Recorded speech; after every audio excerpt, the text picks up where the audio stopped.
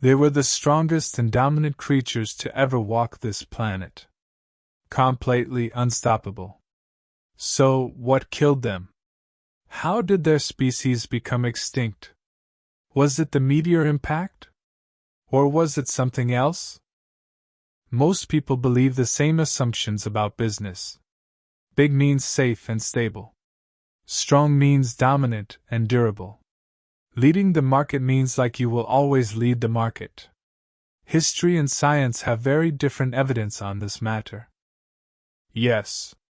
A 6-mile-wide asteroid struck the planet at 40,000 miles per hour.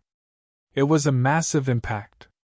When it landed on the Yucatan Peninsula in Mexico, it created a crater about 120 miles in diameter. The enormous energy released at the moment of impact, equivalent to billions of atomic bombs, reduced everything thousands of kilometers away to ashes in seconds. Because it hit the ocean, it created giant waves reaching a mile in height, completely destroying coastal areas. But the impact alone didn't end the dinosaurs. The sky darkened. Daylight disappeared. Photosynthesis stopped. The chemistry of the atmosphere was disrupted. Plants died. And the food chain collapsed from bottom to top. These conditions lasted for many years. And during those years, some creatures did something that 75% of the creatures that were alive before the collision with the dinosaurs couldn't do. They simply adapted. Smaller. Faster. More flexible. Able to feed on different types of food. A diverse, multifaceted, adaptive strategy. These creatures are still here today. In fact, as quite a large family. We call them birds. Common history tells us the asteroid killed the dinosaurs, but the truth is far more profound. The impact was merely the catalyst. The new world was the executioner. It wasn't a sudden, cinematic end. It was a grueling, long-term process of displacement. The asteroid didn't just strike the Earth, it rewrote the rules of survival. It created a planet that no longer recognized the habits, the scale, or the lifestyles of its former masters. The giants didn't fall to the fire, they fell to a world that had moved on without them. They were phased out by an environment where their strengths became liabilities and their ancient instincts no longer applied. In the end, extinction wasn't a moment of impact. It was the slow, silent realization that the world they belonged to had ceased to exist. Now apply that exact same logic to business. The meteor today has a name. It is called AI. And it already hit. Not tomorrow. Not in 5 years. Right now. Today. This quarter. The question is not whether the impact happened. The question is whether you are still standing in the dust, waiting to see what happens next. Let me show you what happens next. Kodak. At its peak, Kodak was not just a company. It was a culture. A habit. A ritual. A reference. You took a photo. You took it to Kodak.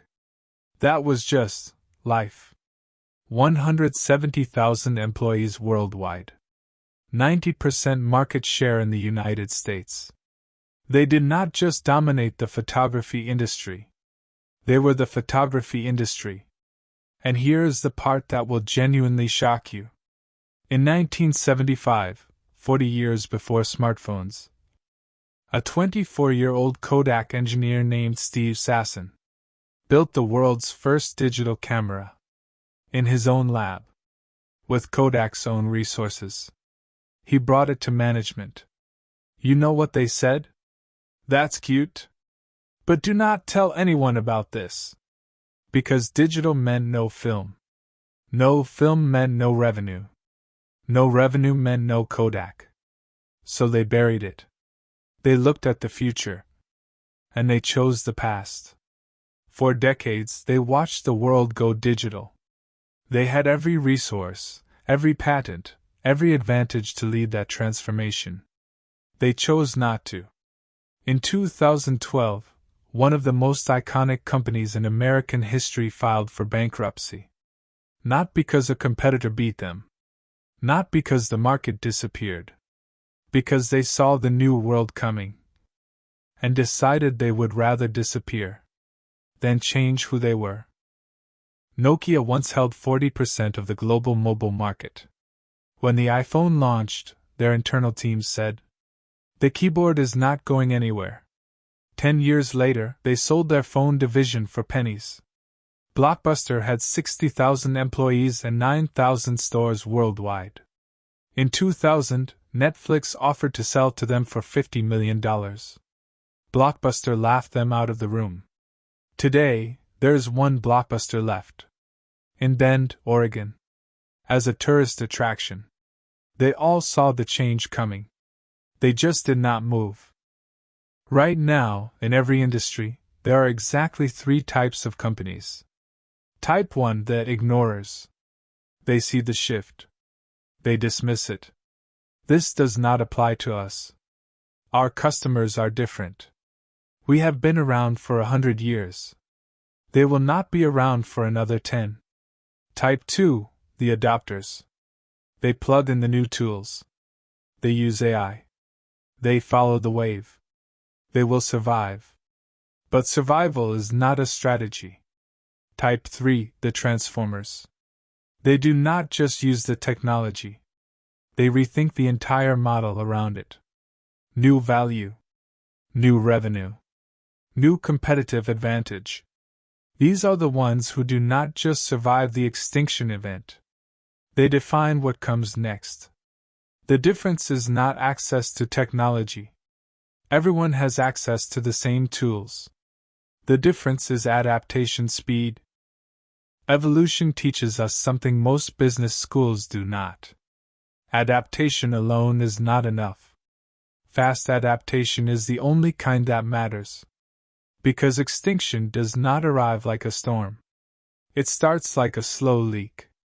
Revenues dip. Margins compress. Talent leaves. Customers drift. Competitors appear. And then one quarter the board asks, "How did this happen so fast?" It did not happen fast. It happened slowly, until it happened all at once. Think about your body. When the conditions changes, the body has one job. Respond. Adapt. Survive. It trembles, sweats, or swells up. It does not hold a committee meeting. It does not wait for the next annual review. A company is just a body. Same rules apply. Here is your honest self-assessment. Can my business model survive the next 3 years unchanged? What can AI do better, faster, or cheaper than my team right now? What part of my value am I assuming is irreplaceable, that is not? If a competitor rebuilt my entire model from scratch today, what would they do differently? And the most important question: how fast can I actually move? 66 million years ago, the rules changed overnight. The creatures that thrived were not the biggest. They were not the strongest. They were the ones who figured out the new rules the fastest. We are living through the same moment. The rules are changing. Right now. Are you a dinosaur? Or are you what comes next?